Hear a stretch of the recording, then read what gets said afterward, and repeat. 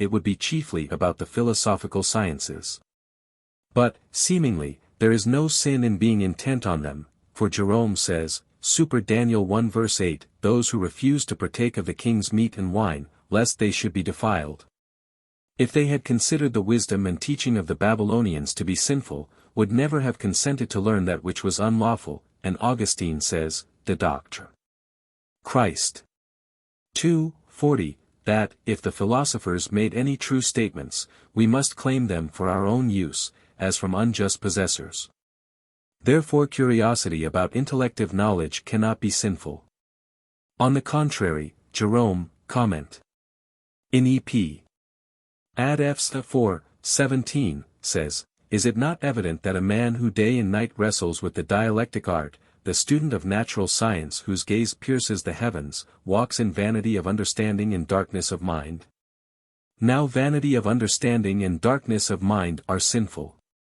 Therefore curiosity about intellective sciences may be sinful. I answer that, as stated above, 166 quetzales, a. 2, ad 2, studiousness is directly, not about knowledge itself, but about the desire and study in the pursuit of knowledge. Now we must judge differently of the knowledge itself of truth, and of the desire and study in the pursuit of the knowledge of truth. For the knowledge of truth, strictly speaking, is good, but it may be evil accidentally, by reason of some result, either because one takes pride in knowing the truth, according to 1 Cor. 8:1, knowledge puffeth up, or because one uses the knowledge of truth in order to sin. On the other hand, the desire or study in pursuing the knowledge of truth may be right or wrong. First, when one tends by his study to the knowledge of truth as having evil accidentally annexed to it, for instance those who study to know the truth that they may take pride in their knowledge. Hence Augustine says, De morib. Eccle. 21, some there are who forsaking virtue, and ignorant of what God is, and of the majesty of that nature which ever remains the same, imagine they are doing something great. If with surpassing curiosity and keenness they explore the whole mass of this body which we call the world. So great a pride is thus begotten, that one would think they dwelt in the very heavens about which they argue. In like manner, those who study to learn something in order to sin are engaged in a sinful study, according to the saying of Jer. 9:5, they have taught their tongue to speak lies, they have labored to commit iniquity. Secondly, there may be sin by reason of the appetite or study directed to the learning of truth being itself inordinate, and this in 4 ways. First, when a man is withdrawn by a less profitable study from a study that is an obligation incumbent on him, hence Jerome says, Epist. 21 ad Damas, we see priests forsaking the Gospels and the prophets, reading stage plays, and singing the love songs of pastoral idols. Secondly, when a man studies to learn of one, by whom it is unlawful to be taught, as in the case of those who seek to know the future through the demons. This is superstitious curiosity, of which Augustine says, De vera religion. For, maybe, the philosophers were debarred from the faith by their sinful curiosity in seeking knowledge from the demons. Thirdly, when a man desires to know the truth about creatures, without referring his knowledge to its due end, namely, the knowledge of God. Hence Augustine says, De vera religion. 29, that, in studying creatures, we must not be moved by empty and perishable curiosity, but we should ever mount towards immortal and abiding things. Fourthly, when a man studies to know the truth above the capacity of his own intelligence, since by so doing men easily fall into error, wherefore it is written, Eccles. 3:22, seek not the things that are too high for thee, and search not into things above thy ability, and in many of his works be not curious, and further on, Eccles. 3:26, 4. The suspicion of them hath deceived many, and hath detained their minds in vanity. Reply Obj. 1. Man's good consists in the knowledge of truth. Yet man's sovereign good consists, not in the knowledge of any truth, but in the perfect knowledge of the sovereign truth, as the philosopher states, Ethic. X. 7, 8. Hence there may be sin in the knowledge of certain truths, in so far as the desire of such knowledge is not directed in due manner to the knowledge of the sovereign truth,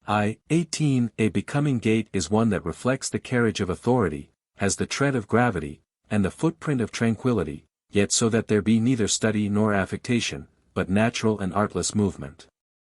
Therefore seemingly there is no virtue about the style of outward movements.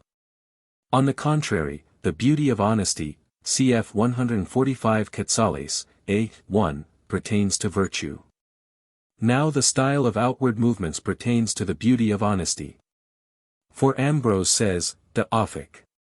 18 The sound of the voice and the gesture of the body are distasteful to me, whether they be unduly soft and nerveless, or coarse and boorish.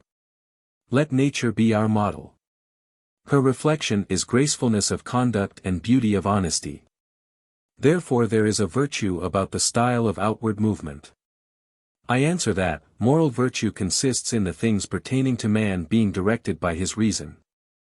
Now it is manifest that the outward movements of man are dirigible by reason, since the outward members are set in motion at the command of reason. Hence it is evident that there is a moral virtue concerned with the direction of these movements. Now the direction of these movements may be considered from a twofold standpoint.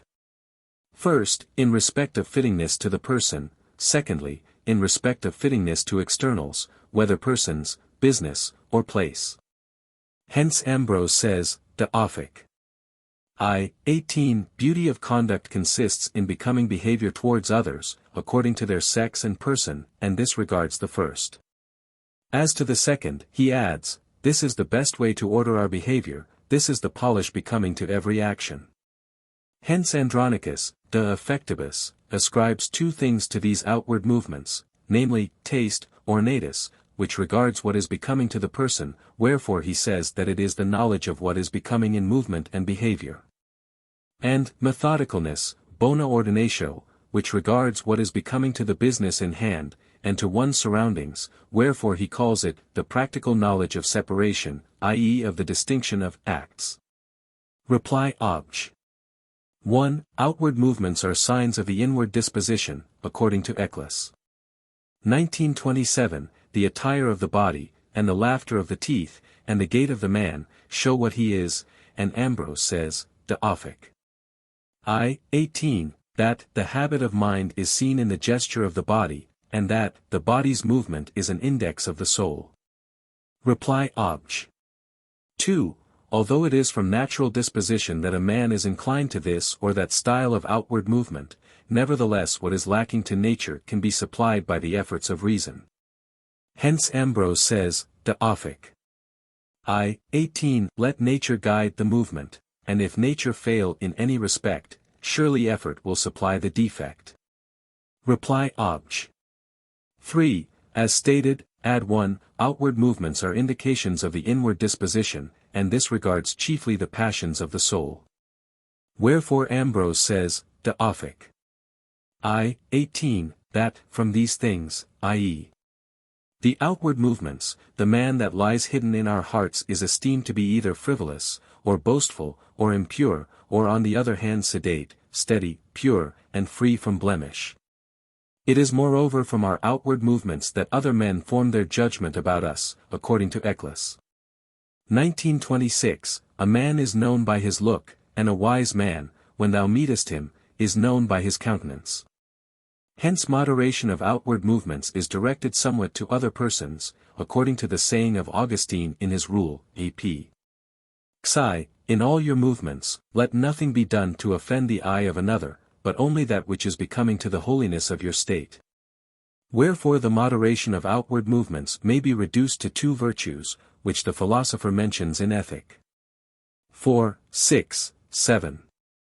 For, in so far as by outward movements we are directed to other persons, the moderation of our outward movements belongs to friendliness or affability, cf 114 Quetzales, 1. This regards pleasure or pain which may arise from words or deeds in reference to others with whom a man comes in contact. And, in so far as outward movements are signs of our inward disposition, their moderation belongs to the virtue of truthfulness, cf 9 Quetzales, whereby a man, by word and deed, shows himself to be such as he is inwardly. Reply Obj. 4.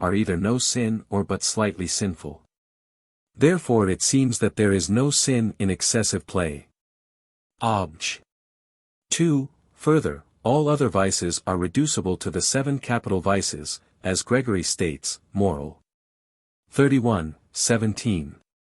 But excess of play does not seem reducible to any of the capital vices. Therefore it would seem not to be a sin. Obj. 3. Further, comedians especially would seem to exceed in play, since they direct their whole life to playing. Therefore if excess of play were a sin, all actors would be in a state of sin. Moreover all those who employ them, as well as those who make them any payment, would sin as accomplices of their sin. But this would seem untrue, for it is related in the Lives of the Fathers, 2. 16, 8. 63, that is was revealed to the blessed Paphnutius that a certain jester would be with him in the life to come. On the contrary, a gloss on Prov. 14:13, laughter shall be mingled with sorrow and mourning taketh hold of the end of joy, remarks, a mourning that will last forever. Now there is inordinate laughter and inordinate joy in excessive play. Therefore there is mortal sin therein, since mortal sin alone is deserving of everlasting mourning. I answer that, in all things dirigible according to reason, the excessive is that which goes beyond, and the deficient is that which falls short of the rule of reason. Now it has been stated, a. 2, that playful or jesting words or deeds are dirigible according to reason. Wherefore excessive play is that which goes beyond the rule of reason, and this happens in 2 ways. First, on account of the very species of the acts employed for the purpose of fun, and this kind of jesting, according to Tully, De Offic. I. 29, is stated to be discourteous, insolent, scandalous, and obscene, when to wit a man, for the purpose of jesting, employs indecent words or deeds, or such as are injurious to his neighbor, these being of themselves mortal sins. And thus it is evident that excessive play is a mortal sin. Secondly, there may be excess in play, through lack of due circumstances, for instance when people make use of fun at undue times or places, or out of keeping with the matter in hand, or persons. This may be sometimes a mortal sin on account of the strong attachment to play, when a man prefers the pleasure he derives therefrom to the love of God, so as to be willing to disobey a commandment of God or of the Church rather than forego such like amusements. Sometimes, however, it is a venial sin, for instance where a man is not so attached to amusement as to be willing for its sake to do anything in disobedience to God. Reply Obj. 1. Certain things are sinful on account of the intention alone, because they are done in order to injure someone. Such an intention is excluded by their being done in fun, the intention of which is to please, not to injure. In these cases fun excuses from sin, or diminishes it. Other things, however, are sins according to their species, such as murder, fornication, and the like, and fun is no excuse for these, in fact they make fun scandalous and obscene. Reply Obj. 2. Excessive play pertains to senseless mirth, which Gregory, Moral. 31, 17, calls a daughter of gluttony. Wherefore it is written, Exodus 32 verse 6, the people sat down to eat and drink, and they rose up to play. Reply Obj. 3, as stated, a. 2, play is necessary for the intercourse of human life. Now whatever is useful to human intercourse may have a lawful employment ascribed to it. Wherefore the occupation of play actors, the object of which is to cheer the heart of man, is not unlawful in itself. Nor are they in a state of sin provided that their playing be moderated, namely that they use no unlawful words or deeds in order to amuse, and that they do not introduce play into undue matters and seasons. And although in human affairs, they have no other occupation in reference to other men, nevertheless in reference to themselves, and to God, they perform other actions both serious and virtuous. Such as prayer and the moderation of their own passions and operations, while sometimes they give alms to the poor. Wherefore those who maintain them in moderation do not sin but act justly, by rewarding them for their services. On the other hand, if a man spends too much on such persons, or maintains those comedians who practice unlawful mirth,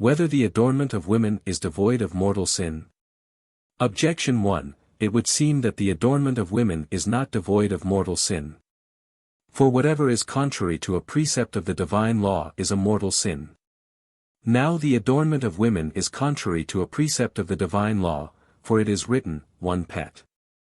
3:3, whose, namely women's, adorning, let it not be the outward plaiting of the hair, or the wearing of gold, or the putting on of apparel. Wherefore a gloss of Cyprian says, those who are clothed in silk and purple cannot sincerely put on Christ, those who are bedecked with gold and pearls and trinkets have forfeited the adornments of mind and body. Now this is not done without a mortal sin. Therefore the adornment of women cannot be devoid of mortal sin. Obj. 2. Further, Cyprian says, de habit. Verb. I hold that not only virgins and widows, but also wives and all women without exception, should be admonished that no wise should they deface God's work and fabric, the clay that he has fashioned, with the aid of yellow pigments, black powders or rouge, or by applying any dye that alters the natural features. And afterwards he adds, they lay hands on God, when they strive to reform what he has formed. This is an assault on the divine handiwork, a distortion of the truth. Thou shalt not be able to see God, having no longer the eyes that God made, but those the devil has unmade, with him shalt thou burn on whose account thou art bedecked. But this is not due except to mortal sin. Therefore the adornment of women is not devoid of mortal sin. Obj. 3. Further, just as it is unbecoming for a woman to wear man's clothes, so is it unbecoming for her to adorn herself inordinately. Now the former is a sin, for it is written, Dut. 22:5, a woman shall not be clothed with man's apparel, neither shall a man use woman's apparel. Therefore it seems that also the excessive adornment of women is a mortal sin. Obj. 4. On the contrary, if this were true it would seem that the makers of these means of adornment sin mortally. I answer that, as regards the adornment of women, we must bear in mind the general statements made above, a. 1. Concerning outward apparel, and also something special, namely that a woman's apparel may incite men to lust, according to Proverbs 7 verse 10, Behold a woman meeteth him in harlot's attire, prepared to deceive souls. Nevertheless a woman may use means to please her husband, lest through despising her he fall into adultery. Hence it is written, 1 Corinthians 7 verse 34, that the woman, that is married thinketh on the things of the world, how she may please her husband. Wherefore if a married woman adorn herself in order to please her husband she can do this without sin. But those women who have no husband nor wish to have one, or who are in a state of life inconsistent with marriage, cannot without sin desire to give lustful pleasure to those men who see them, because this is to incite them to sin. And if indeed they adorn themselves with this intention of provoking others to lust, they sin mortally, whereas if they do so from frivolity, or from vanity for the sake of ostentation, it is not always mortal, but sometimes venial. And the same applies to men in this respect. Hence Augustine says, Epccxlv ad possid. I do not wish you to be hasty in forbidding the wearing of gold or costly attire except in the case of those who being neither married nor wishful to marry, should think how they may please God, whereas the others think on the things of the world. Either husbands how they may please their wives, or wives how they may please their husbands, except that it is unbecoming for women though married to uncover their hair, since the Apostle commands them to cover the head. Yet in this case some might be excused from sin, when they do this not through vanity but on account of some contrary custom, although such a custom is not to be commended. Reply Obj. 1. As a gloss says on this passage, the wives of those who were in distress despised their husbands, and decked themselves that they might please other men, and the Apostle forbids this. Cyprian is speaking in the same sense. Yet he does not forbid married women to adorn themselves in order to please their husbands, lest the latter be afforded an occasion of sin with other women. Hence the Apostle says, 1 Timothy 2 verse 9, women in ornate, douay, decent apparel, adorning themselves with modesty and sobriety, not with plaited hair, or gold, or pearls, or costly attire,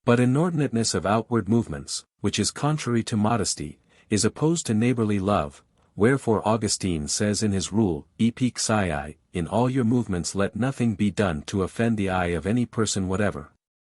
Therefore it seems that this kind of inordinateness should also have been forbidden by a precept of the Decalogue. On the contrary, suffices the authority of Scripture. I answer that, the virtues annexed to temperance may be considered in two ways, first, in themselves, secondly, in their effects. Considered in themselves they have no direct connection with the love of God or of our neighbor. Rather do they regard a certain moderation of things pertaining to man himself. But considered in their effects, they may regard the love of God or of our neighbor, and in this respect the Decalogue contains precepts that relate to the prohibition of the effects of the vices opposed to the parts of temperance. Thus the effect of anger, which is opposed to meekness, is sometimes that a man goes on to commit murder, and this is forbidden in the Decalogue, and sometimes that he refuses due honor to his parents, which may also be the result of pride. Which leads many to transgress the precepts of the first table. Reply Obj. 1. Pride is the beginning of sin, but it lies hidden in the heart, and its inordinateness is not perceived by all in common. Hence there was no place for its prohibition among the precepts of the Decalogue, which are like first self-evident principles. Reply Obj. 2. Those precepts which are essentially an inducement to the observance of the law presuppose the law to be already given, wherefore they cannot be first precepts of the law so as to have a place in the Decalogue. Reply Obj. 3. Inordinate outward movement is not injurious to one's neighbor, if we consider the species of the act, as are murder, adultery, and theft, which are forbidden in the Decalogue. But only as being signs of an inward inordinateness, as stated above, 168 Quetzales, A. 1, Ad 1, 3.